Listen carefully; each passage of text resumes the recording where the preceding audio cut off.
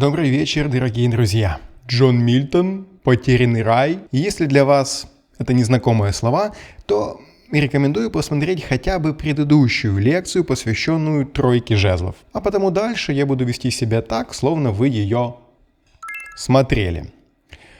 И если тройка изображала сатану и была основана на 4-й песне из поэмы «Потерянный рай», то сегодняшний аркан описан в 5-й следующей песне, и на нем изображены наши прародители в компании ангела. Знакомьтесь, аркан влюбленные. Посмотрите на него внимательно. Это первая земная чета в период до грехопадения.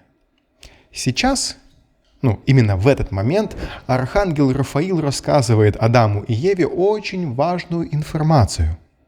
Он говорит слова, которые должны нам показать настоящий смысл аркана влюбленные, раскрыть его глубинную суть. И это отнюдь не любовь между мужчиной и женщиной, как может показаться поверхностно. Не только лишь она одна. На первый взгляд аркан кажется простым и незамысловатым, особенно когда наш глаз замыливается от привычной картинки на колоде Уэйта. Сегодня я вас встряхну арканом из колоды Гюстава Дере. Мы посмотрим на него с разных сторон. Разберем с вами, что значит развилка, свобода выбора и любовь. Посмотрим, как в этом аркане, даже больше, чем в аркане справедливость, раскрывается причинно-следственная связь. Вот что сейчас говорит Рафаил Адаму и Еве. Я вам зачитаю эти слова. «И патриарх людей, то есть Адам, ему ответил: «Дух благостный, милосердный гость, ты дивно описал мне путь, которым расширить наше знание можем мы. Ты разъяснил мне лестницу природы от центра до окружности ее, по ступеням которой в созерцание созданий Божьих к Богу восходить мы понемногу можем. Но скажи мне, что значит это предостережение, что мы должны покорность сохранить? Как можем мы не сохранить покорность тому или позабыть любовь к тому, кто сотворил нас из земного праха и поселил в таком чудесном месте, где мы блаженны выше меры, больше, чем мы желать могли бы или мечтать?» Тут ангел молвил: «Сын земли и неба, внемли моим словам. Своим блаженством ты Господу обязан. Если сможешь блаженство это сохранить, то будешь обязан тем лишь одному себе, через свою покорность. Помни это, о том тебя предупреждаю я. Тебя Бог создал, правда, совершенным, однако же не неизменным. Правда, ты по природе добр, но сохранить ту доброту в твоей полнейшей власти. Свободною владеешь волей ты.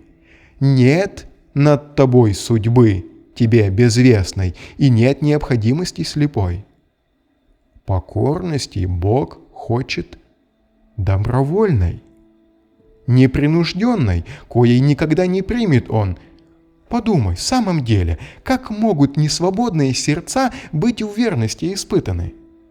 Как может служить Ему охотно тот, чья воля судьбой заранее определена и выбора в поступках не имеет? Я сам и силы ангельские, и все сидящие пред Богом на престолах, блаженны точно так же, как и вы, до тех лишь пор, пока Ему покорны, и нет иной опоры нам. Мы служим Ему свободно, ибо любим мы Его вполне свободно. В нашей воле любить Его или не любить, держаться Его или пасть. И некие уж пали, Ему покорность приступив, и были низвергнуты с небес в глубокий ад. О, страшное падение! От такого блаженства и в такую бездну.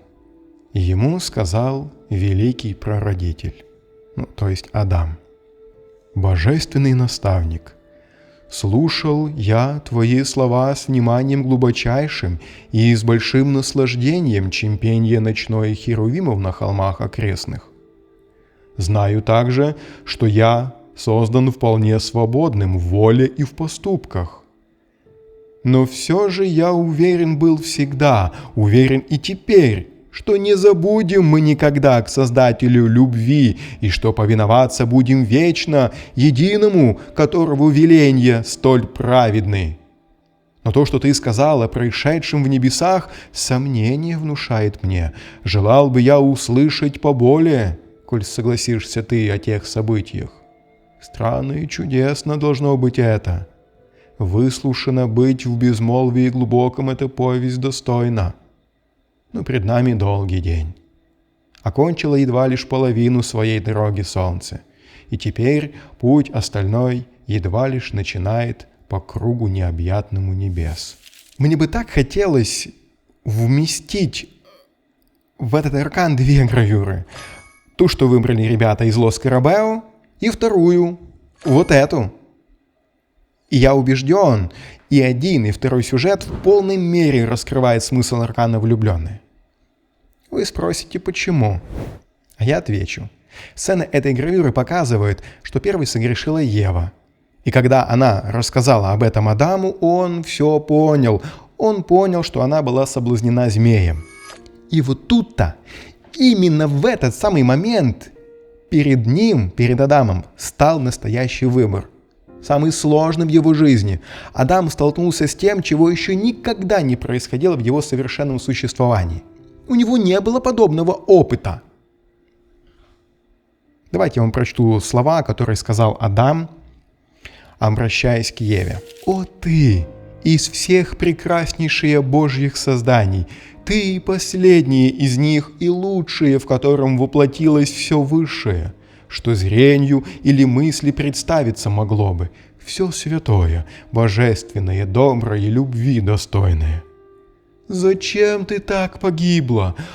Для чего внезапно пала ты, искажена и растлена, и смерти обреченна?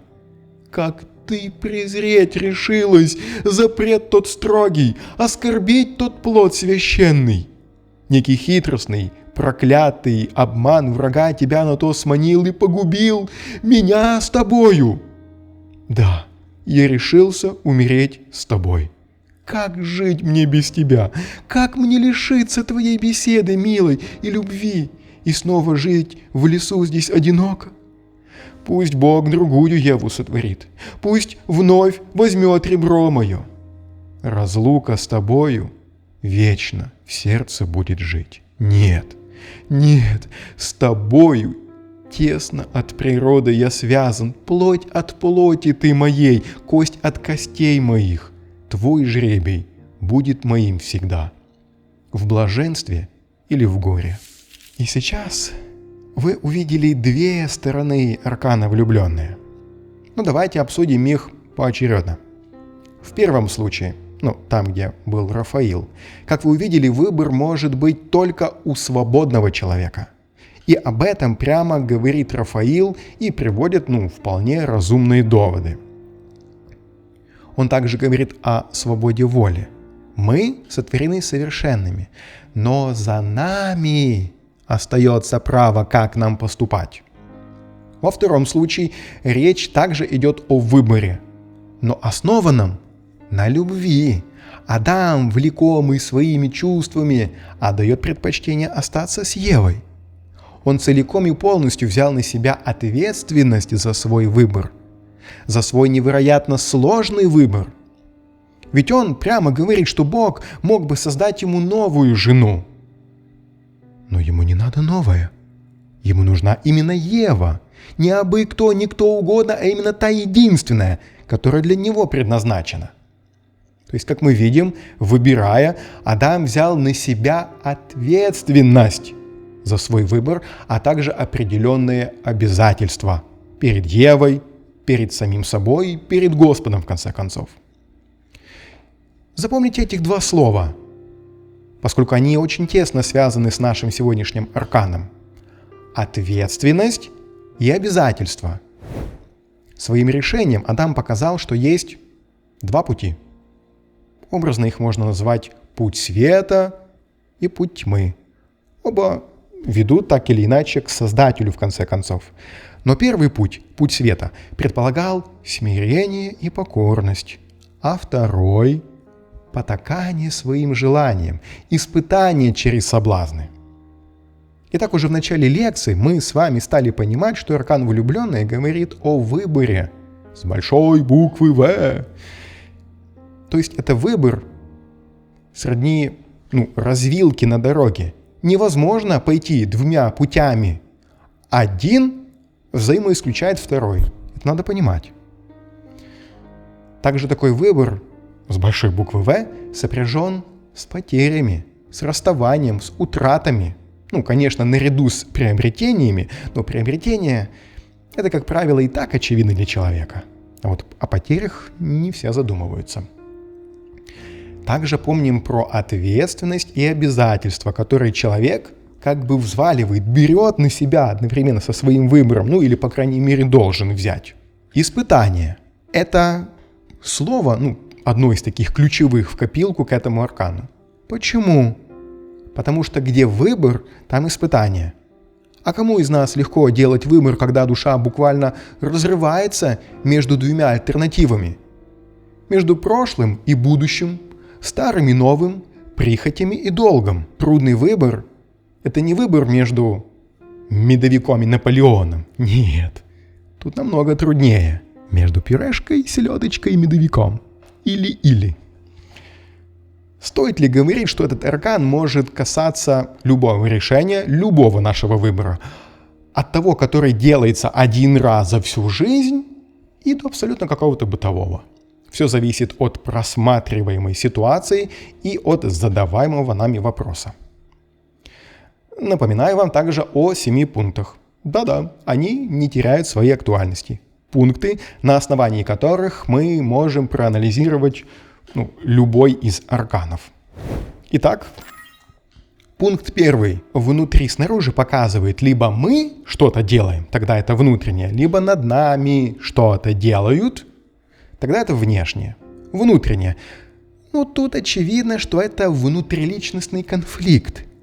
Это выбор, например, между тем, чтобы подавить свое желание или, наоборот, раскрыть его и поддаться ему. Этот выбор может касаться не только партнера, но и профессии, путешествий, учебного заведения, дома, машины или стиля жизни в целом. Причем альтернативы, как правило, нет. То есть варианты выбора, они прямо противоположны и взаимоисключающие, как развилка, я уже говорил. Если же мы говорим о чем-то внешнем, то это, скорее всего, обстоятельства, которые сложились вокруг нас, или выбор, который сделал кто-то вместо нас, вовлекая таким образом нас. То есть, если подытожить, то главное отличие между внешним и внутренним – это в том, от кого исходит инициатива – от нас или от внешних факторов. Следующий пункт – это до и после. Держите в голове аркан предшествующий и последующий. Аркан тому, который мы рассматриваем в колоде. Аркан Иерофант и Колесница. Что каждый из них означает? Понимание их роли поможет глубже осмыслить влюбленных. Я думаю, вы слышали фразу «путь героя». Некий абстрактный герой, например, лично вы, проходите определенный путь развития или исследования постепенно по арканам. Таким образом, следующий аркан как бы вытекает из предыдущего. Иерофант учит и дает знания. Он показывает добро и зло, как хорошо и как плохо. В данном случае очень удачно, что появился архангел Рафаил, вот он, да, который как раз и выступает в роли Иерофанта. Кстати, вот эту гравюру с легкостью можно было бы отнести к 5-му аркану. По смыслу очень подходит. Вот вам Иерофант, который прямо рассказывает, что такое хорошо, что такое плохо. А наши близнецы, наша парочка, Твикс, сидят и слушают. Затем мы переходим в 6-й аркан, то есть приходит осознание, что выбор необходимо делать. Куда нам? Направо или налево? К умным или красивым? К Создателю или к дьяволу? Жизнь или смерть? колесница, она словно выравнивает наш путь. Ранее был сделан выбор, и теперь, понеслась конница только вперед к выбранной цели. Только вперед. Статика или динамика – это следующий пункт. Визуально это статичная карта, но по ней ощущается внутренняя борьба. Может быть, метание, сложность принять какую-то сторону или уже принятое решение, то есть как свершившийся факт. Теперь только нужно пожинать плоды и взять ту самую ответственность на себя. Буквальное прочтение. Следующий пункт. Буквальное прочтение очень часто может выручить, особенно когда вопрос не предполагает такого глубокого раскрытия, а скорее ответ типа «да», «нет». Тогда чаще всего мы читаем карты оракульно, то есть обращаем внимание не на смысл карты и что стоит за образом, а на то, что изображено непосредственно. И вот тут каждая колода вносит свои детали. Аркан влюбленные показывает нам ангела, выступающего в роли учителя Адама и Евы, которые держатся вместе. В целом карта светлая и передает благостное настроение. Лучи полуденного солнца пробиваются сквозь пальмы, попадая в их уютную беседку. Пара преисполнена внутреннего желания и стремления сохранять верность Создателю. Они как будто бы уже сделали свой выбор. Сейчас они твердо для себя решили, что ни за что не приступят слова Господа. Но все же я уверен был всегда, что не забудем мы никогда любовь к Создателю любви и что повиноваться будем вечно единому Ему. Так говорил Адам, только что я читал недавно совершенно. Символика. Следующий пункт. Обращайте на нее всегда внимание. Ищите скрытые подсказки, запоминайте их, они будут словно ключики, открывающие потайные двери в более глубокий смысл карты. Это собирательный образ. Тут и дерево познания, и дерево жизни с другой стороны. Наши прародители такие же нагие, а значит неоскверненные и чистые в своих помыслах и решениях. Ангел, который предупреждает, а позже и изгоняет их из рая. Гора, как символ преграды на пути, и многое-многое другое. Но в этовской карте мы в этом цикле лекций внимание не заостряем, а лишь сопоставляем. А вот на карте из колоды Дере как таковой символики нет. Традиционно пока еще не сложилось ввиду молодости колоды. Но сама история, написанная Джоном Мильтоном, помогает нам понять аркан глубже, и мы просто вспоминаем рассказ, связанный с нашими прародителями, их беседу с Рафаилом, решимость сохранять верность Творцу, соблазн, что уже поджидает их в виде змея, и то, что они вместе держатся друг друга. А вы знаете, я даже горжусь ими. Я горжусь Адамом, потому что, несмотря ни на что, они остались вместе. И он променял такую роскошную жизнь на свою Еву. По-моему, он сделал верный выбор. Следующий пункт. Это масть или знак зодиака. Конечно, смотрим на масть карты или зодиакальный дом, который стоит за арканом. В данном случае здесь нет масти, но есть зодиакальный знак. Это близнецы. Третий зодиакальный дом. Стихия воздух. Да, недалеко мы ушли от Иерофанта. Третий дом отвечает за получение знаний, за способность познавать мир, за коммуникацию в обществе, общечеловеческие нормы и этику. Так сказать, долой индивидуальность, да здравствует общество. Сиди и не высовывайся, инкубаторский ты наш. Третий дом одновременно висит и над учеником, и над учителем. Да, учитель вещает для всех, но если ученик отключился, стал невнимательным, то учитель просто сотрясает воздух.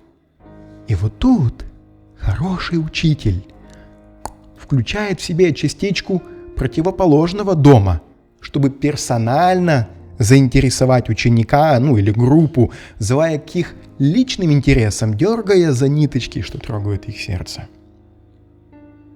Не совсем про Иерофанта, не правда ли? Поэтому я и сказал противоположный дом. И пользуясь случаем, я как раз и хотел сказать, что противоположные дома, так же, как и противоположные арканы, помогают лучше раскрыть друг друга именно на противопоставлении. Почему? Потому что порой легче сказать, чего нет, в чем-то в этом, да, чем то, что есть. Причем тут именно это, да, спросишь ты? А при том, что третьему дому, то есть близнецам, принадлежат арканы влюбленный и иерофант. А стрелец противоположен близнецам, это 9-й дом, то есть он противоположный третьему. И это дьявол, аркан противоположный иерофанту. Как вы понимаете, тоже учитель, но иного рода, чем представитель Создателя, в данном случае в лице Рафаила. Более личный, персональный, духовный, взывающий к индивидууму, к Еве, да? Если бы вы только слышали речи змея-искусителя, которые он ей говорил, заслушаться можно. И главное, логично звучит, сложно с ним не согласиться было, и не поверить ему было так же сложно. И это хорошо, что этот наш сегодняшний аркан, влюбленный, содержит в себе частично иерофанта, как учителя, и дьявола, тоже как учителя, но противоположного. Магия числа. Это следующий пункт. Число 6. О чем оно может говорить? Оно говорит о равновесии, о балансе. В эзотерическом плане о равновесии между физическим и духовным миром.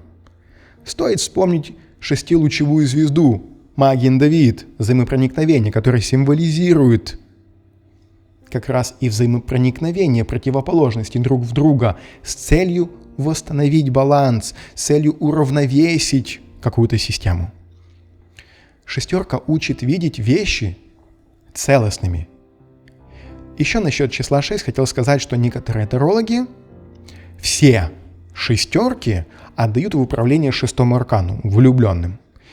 И, вероятно, в этом что-то есть, как осознанный выбор между чем-то и чем-то. Так в пентаклях давать деньги или не давать, в мечах помогать или не помогать, в кубках делиться эмоцией или не делиться. В жезлах лидер может давать личный пример, и вести за собой, а может и нет. Все шестерки достаточно активны и предполагают осознанный выбор, прежде чем поступить соответственно с условиями своего аркана. Итак, запомните эти 7 пунктов и пользуйтесь ими подобно шаблону анкеты при каждом знакомстве с арканом. А если вдруг в какой-то момент вы смотрите на расклад и не понимаете, с чего начать, то вспомните эти 7 пунктов, и дело сдвинется с мертвой точки. И это поможет избежать грубых ошибок, как, например, придать или не придать значение масти карты. Сейчас же давайте подробнее разберем, как наши влюбленные отыгрываются в каждой из наших сфер жизни. В нашем саморазвитии, в нашей карьере, в финансовой сфере, в отношениях. Отдельно поговорим о перевернутом, о реверсном значении этой карты. Итак, саморазвитие. Давайте я попробую выстроить логическую связь, которая, надеюсь, поможет понять суть этого аркана именно в саморазвитии. Итак, смотрите, мы разобрались, что этот аркан про выбор.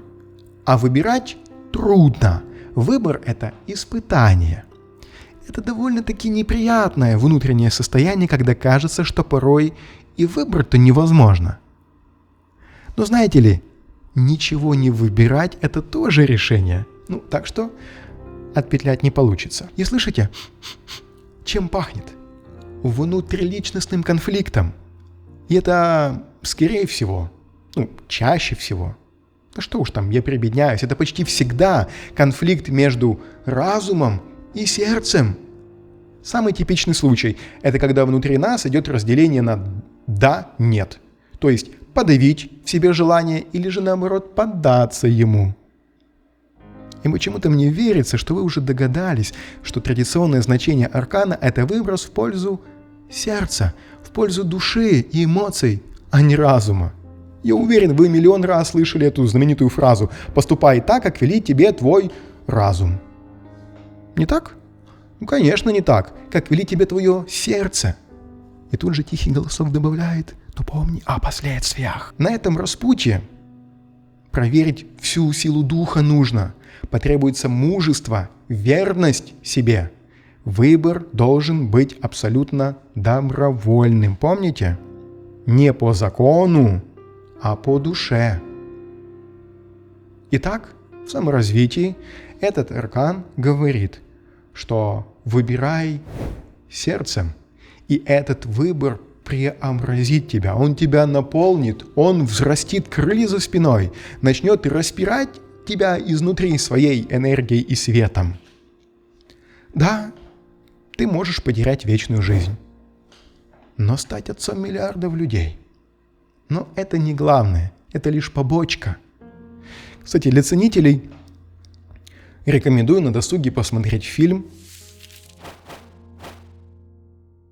по-моему, так он называется. Внешне, со стороны, мужчина тот подобен Адаму. Он потерял все. Но внутри он остался доволен своим выбором. И, по-моему, он даже счастлив. У него сложилась своя реальность, где солнце ярче, трава зеленее, солнце всегда в зените. И если вам кажется, что вы уже поняли смысл аркана в саморазвитии, и он заключается в выборе по сердцу, то я вам открою глаза. А что, разве на карте только Адам изображен? А не парная ли она? А нет ли ощущения, что в ней соединяются противоположности? Так и есть. И высшая цель для личности – это соединить в себе черное и белое, хорошее и плохое, то, что мы называем своими лучшими качествами, и то, за что нам стыдно. Вам надо словно помирить и поженить их. Ведь Адам не избавился от грешной Евы, не так ли? А подумать только, он сам стал грешным. Как-то плохим примером я закончил блог по саморазвитию. Но я думаю, вы разберетесь. Карьера. Следующий пункт. Как это и бывает чаще всего, аркан предполагает несколько значений. Например, он может говорить о выборе между двумя путями карьерного развития, между двумя разными сферами, взаимоисключающими. Причем одна из них может выглядеть более перспективнее, чем другая, но та другая вот прямо так на сердце легла. Хочется именно ее. Также эта карта может указывать на мудрое решение, на правильный выбор на некой развилке. Взаимность. Вот ключевое слово влюбленных в этом блоке, в этой сфере. Соседние карты покажут, в чем она, образно говоря, в любви, это взаимность, или в ненависти, потому что и там может быть взаимность. Событийная эта карта является сигнификатором союза, слияния, объединения, синтеза. В общем и целом она несет созидательную энергию. Считается, что как финальная такая результирующая карта расклада, как исход задуманного дела, она обещает успех, или как минимум стабильность. Это отличная карта-сигнификатор командной работы. Причем в таком каком-то разношерстном коллективе. Или работа на общую идею ради какой-то единой цели. И это уж точно не про лидеров, не про обособленность, индивидуальность или одиночек. И это не работа ради денег, это работа ради работы, это работа ради удовольствия. Финансы. Следующий блок. Как результирующая карта может говорить об удачном исходе дела, то есть о получении прибыли. Но, как я часто говорю, где деньги, а где эмоции. А этот аркан, влюбленные, больше выбираем сердцем, нежели здравым рассудком. Поэтому в виде совета стоит особое внимание обратить на цифры, расчеты и составление плана. Оракульно, визуально, может прочитаться как кто-то, кто окажет помощь, то есть пойдет навстречу, как Адам, по нашей легенде, по нашей истории. Адам, который пошел навстречу Еве. Может говорить об удачном финансовом партнерстве, о сотрудничестве. Опять же, потому что парная карта. Отношения. Как вы думаете, какая сфера Таро самая просматриваемая? Увы, не саморазвитие, а любовь, или попросту отношения. И в этой сфере этот аркан мы должны понимать лучше всего. Ведь наши главные герои сегодняшние изображены на карте есть никто иные, как влюбленная парочка. Следовательно, это выбор по сердцу. Никакого расчета, планов, меркантильных интересов. Лишь зов наших чувств подсказывает, кого нам выбирать, как себя вести. И помним про ответственность и последствия. А эти слова заставляют думать не только и не столько о себе, сколько о втором человеке. Как предсказательный инструмент для просмотра будущего сценарий может указывать на встречу своей второй половинки. Того, кто придется по душе. Для уже существующих пар может говорить об укреплении отношений. Что все наладится, например, если плохо было. В высшем своем проявлении, но опять же это при конкретике вопроса или какой-то рассматриваемой ситуации, может указывать на крепкую и обоюдную связь между людьми, которая находится как бы под наблюдением высших сил. Опять же помним об ангеле, что на одной, что на второй карте, на классической имею в виду. И, конечно, вы поняли из предыдущих блоков, что настоящая влюбленность – это не только розовые единороги. Это сознательный выбор, в первую очередь продиктованный внутренним притяжением и некой нашей пустотой, стремление заполнить которую и притягивает нас друг к другу. Для того, чтобы построить настоящие любовные отношения, человеку приходится сделать выбор. Отказаться от прежнего, например, вольного образа жизни, от статуса свободного человека, от родительского дома, а также открыто признаться в любви лишь одному человеку. Необходимость этих смелых шагов является и причиной, почему аркан называется «Выбор», второе его название. И есть, кстати, отличие этого аркана от второго похожего, но разного, двойка кубков. А разница эта заметна на классическом аркане в виде горы, некого препятствия, которое стоит на пути воссоединения этих двух сердец. Существует барьер, который нужно преодолеть. Это, кстати, не всегда внешний барьер, то есть какой-то видимый, очевидный. Это могут быть и внутренние установки, наши какие-то блоки. Вы думаете, нас просто так тянет друг к другу? Мужчин к женщинам и наоборот. Наши тела напичканы такой мощной химией, что у нас просто нет шансов противостоять этой силе.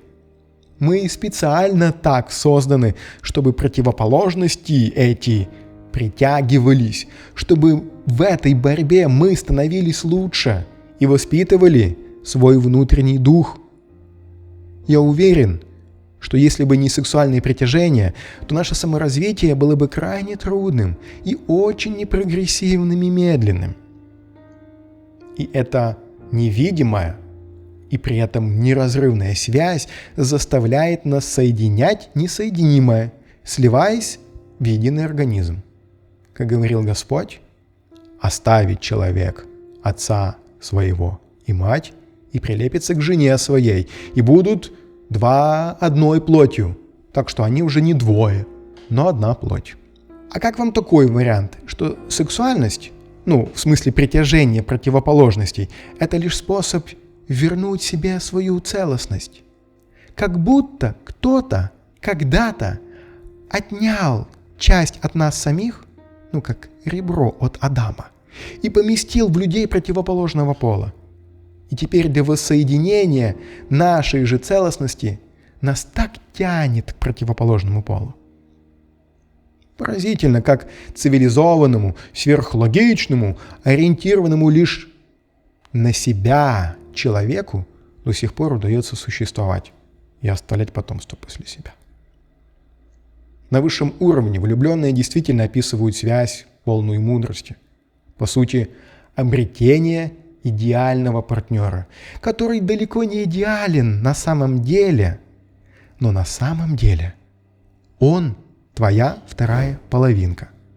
Каждая сторона содержит черты, нужные другой, для того, чтобы выжить, чтобы расти, продвигаться по пути эволюции. В конечной точке развития такая пара достигнет глубоких и прекрасных отношений, великого единения душ. Реверс, негативное прочтение этого аркана. Одно из самых очевидных – это выбор между двух партнеров. И сценариев здесь может быть великое множество. С одним состоит в браке, а второго любит. Не может выбрать между двух потенциальных партнеров. Два брата влюблены в одну девушку и так далее. В любом случае, это довольно мрачные сценарии по силе эмоциональной напряженности. Я уже не говорю о последствиях. Этот аркан всегда наделяет наш выбор страданиями, через которые мы проходим. Что еще по реверсу? Это может быть безответная любовь, неразделенная и, следовательно, несчастная. Почему Адам выбрал Еву? Потому что хотел быть именно с ней, и плевать было ему на трудности и проблемы, что наступили. Но когда второй партнер не отвечает взаимностью, это уже совсем другое. Может говорить о неполноценности союза. Например, указывая на чисто платоническую связь, без возможности быть вместе физически. Опять-таки, вспоминаем одно из ключевых слов к этому аркану – выбор. И теперь этот выбор неверный, как будто бы сердце промахнулось, как будто бы оно обмануло тебя. Или иной вариант – тоже выбор, но не по сердцу, а вопреки ему. Когда человек стал руководствоваться какими-то иными мотивами, убеждая себя, мол, так будет лучше, и в конце концов стерпится, слюбится. Любовь сама придет. А может и нет вовсе той любви, и можно как-то без нее. А представьте сценарий, когда трудности на пути заставляют человека отступить, хотя его сердце не промахнулось. Это тоже реверс. Если говорить о внутренних переживаниях, то это может быть эффект страуса, пихающего голову в песок, то есть уход от выбора, нежелание брать ответственность и нести обязательства. Пусть оно как-то там само собой решится, как-то само собой. Как видите, влюбленные – это сложный и интересный аркан, многогранный и очень жизненный. Причем во всех сферах его легко повстречать. Мы разобрали с вами, что он может означать развилку, свободу выбора и любовь, а также, что в этом аркане даже больше, чем в справедливости, раскрывается причинно-следственная связь, что посеешь, то и пожнешь. То есть ответственность и последствия. И мне остается только пожелать, чтобы ваш выбор был всегда сделан по сердцу и всегда сопряжен с трудностями. Простите, но только так это и работает. Просто я вам желаю, чтобы у вас были силы их преодолевать. А правильно сделанный выбор пусть вас окрыляет и делает пуленепробиваемыми.